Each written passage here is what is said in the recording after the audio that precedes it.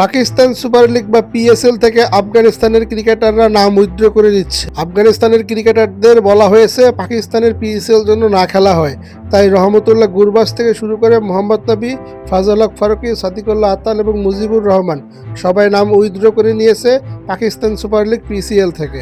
একে একে আফগানিস্তানের সব ক্রিকেটাররাই পাকিস্তানের পিএসএল থেকে নাম সরিয়ে নিচ্ছেন। কিন্তু এমনটা কেন হচ্ছে? আফগানিস্তানের ক্রিকেটাররা কেন পিএসএল খেলবেন না? যে আফগানিস্তানের ক্রিকেটাররা পিএসএল এবং বিপিএল থেকেই তারা এত ফেমাস হয়েছে, কিন্তু শেষ পর্যন্ত পিএসএল এবং বাংলাদেশ বিপিএল থেকে তারা কিভাবে নাম উইথড্র করে নিচ্ছে? বিশেষ করে পাকিস্তান সুপার লিগ, পাকিস্তানের পিএসএল থেকে তারা কেন নাম উইথড্র করে নিচ্ছে এই বিষয়টা অফিসিয়ালি এখনও কেউ জানায়নি। কিন্তু পাকিস্তান সুপার লিগ থেকে আফগানিস্তানের সমস্ত ক্রিকেটার তারা নিজেদের নাম উইথড্র করে নিয়েছে। পাকিস্তান সুপার লিগ তারা খেলতে চায় না। ভক্ত সমর্থকরা গুঞ্জন করেছে সোশ্যাল মিডিয়ায়, তারা জানিয়েছেন এই সম্পূর্ণ কার্যকলাপ ঘটিয়েছে ইন্ডিয়া, কারণ ইন্ডিয়া চায় না আফগানিস্তানের ক্রিকেটাররা পাকিস্তান সুপার লিগ খেলুক বা পিএসএল খেলুক।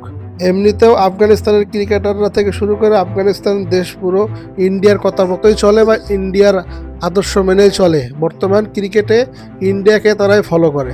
টি-20 বিশ্বকাপের মাঝপথে তারা এমন সিদ্ধান্ত নিল যে তারা পিএসএল খেলছে না। আগামী 11ই ফেব্রুয়ারি পিএসএল এর ড্রাফট অনুষ্ঠিত হবে লাহোরে।